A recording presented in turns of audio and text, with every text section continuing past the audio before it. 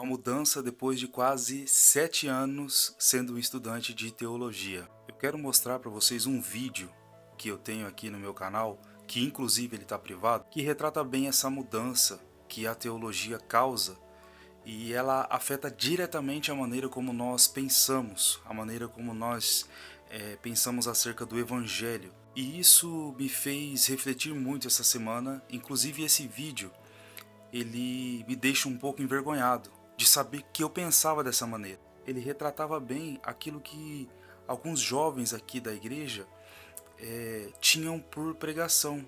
Então eu precisava imitá-los, eu precisava imitar esses grandes pregadores para tentar ser um pregador. E isso hoje eu me sinto completamente envergonhado. Mas vamos direto ao ponto, assiste esse trecho comigo e presta atenção como é que eu pensava antes da teologia, sobretudo a reformada. Parece que eu estou vendo que alguma coisa aconteceu. Mas o que aconteceu? Aconteceu que Jesus, assim como foi na minha vida, que ressuscitou tudo aquilo que eu tinha sonhado um dia, tudo aquilo que eu tinha prometido um dia, Ele veio, ressuscitou, deu vida.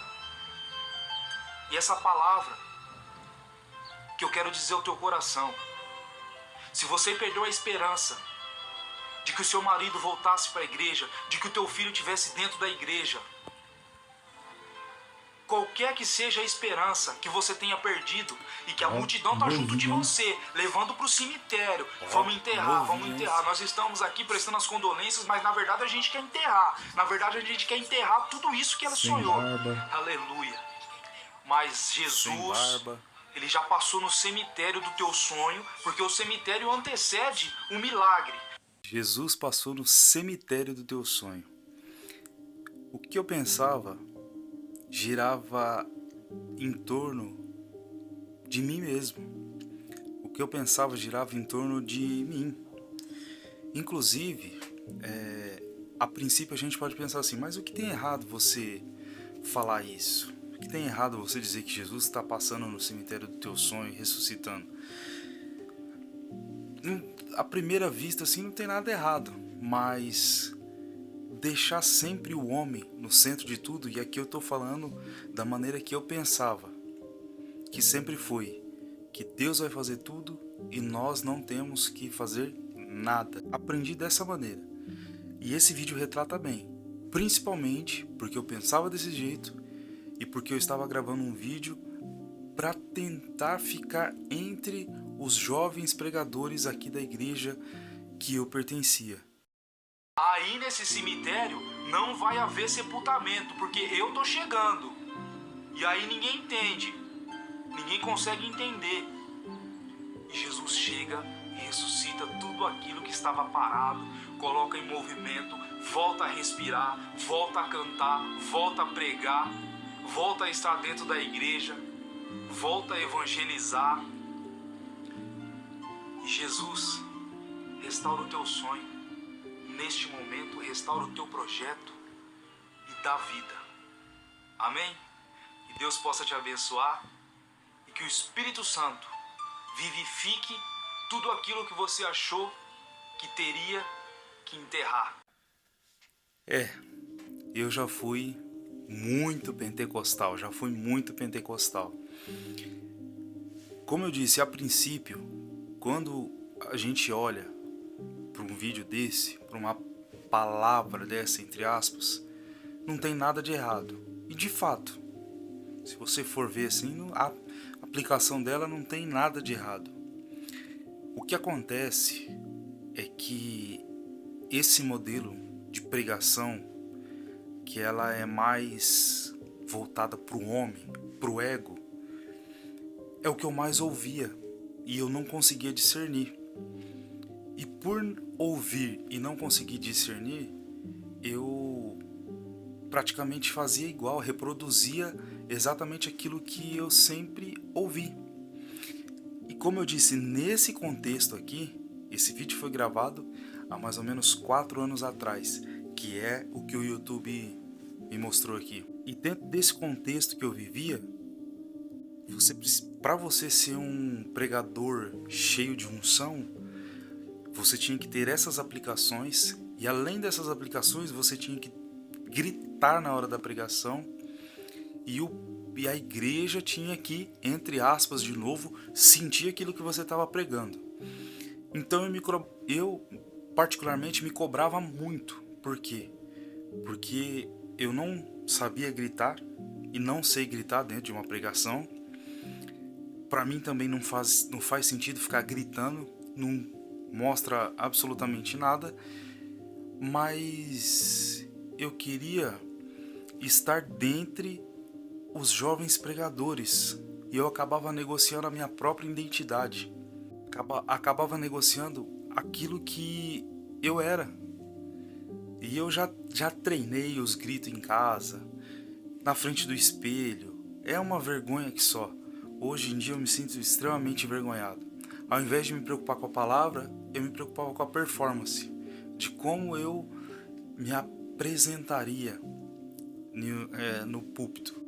É o que acontece exatamente hoje. É o que acontece ainda hoje. Homens que se dizem pregadores, que se preocupam com a sua performance e fica por isso mesmo. Então a teologia me fez entender que a pregação, e isso é uma coisa até dos puritanos, ela tem que ser exatamente aquilo que o pregador vive ou aquilo que o pregador é. E se ele é uma pessoa piedosa, ele vai refletir isso no púlpito. Se ele não é uma pessoa piedosa, também refletirá no púlpito. Eu havia sido ensinado dessa maneira, de pensar que as pregações deveriam ser assim. Eu fui ensinado a pensar que as aplicações que os textos bíblicos têm, eles fossem diretamente para mim. Inclusive esse texto, Lucas 7:11, que fala sobre a viúva de Naim. Inclusive, para gravar esse vídeo, eu li alguns artigos na internet sobre o contexto histórico, cultural, político. É muito legal, muito bacana você fazer essas aplicações de que Deus vai restaurar o seu sonho, porque a mulher, ela era... não tinha o marido, o filho que sustentava a casa, e Deus ia ressuscitar o sonho. Essas questões, esses pontos aí geográficos, esses pontos que são secundários dentro de uma pregação, é fantástico quando você chega com todo esse acervo de conhecimento em cima do púlpito, mas não serve de nada. Porque se Cristo ele não for o centro da pregação, se Cristo não for o centro do pensamento, de nada adianta. Depois de quase 7 anos sendo um estudante de teologia, eu pude perceber que houve uma mudança no meu pensamento e radical. E por vezes eu me cobrava se essa mudança ela não estaria sendo para pior e se essa mudança de fato eu estava fazendo de maneira acertada. Depois que eu entendi que Cristo não está preocupado com a performance, com que você chega diante do púlpito, com Cristo ele não está preocupado se você está com o que você está vestindo, se é caro ou não. Que Cristo não está preocupado se você tem uma carteirinha assinada de todos os cultos. Nós queremos saber se você é uma pessoa arrependida. Se eu sou uma pessoa arrependida. Se eu sou uma pessoa transformada. Se eu sou uma pessoa vocacionada à pregação. Se essa pregação ela vai ser com fervor, regada a oração. E além de ser regada a oração, ela refletia aquilo que o pregador vive. E devido a essa mudança de pensamento, eu parei de ficar me cobrando tanto. Eu parei de ficar cobrando a minha vida excessivamente por eu não ser igual aos demais. Nesse sentido de performance. E entender que o servir a Cristo, ou o Evangelho, ou a pregação,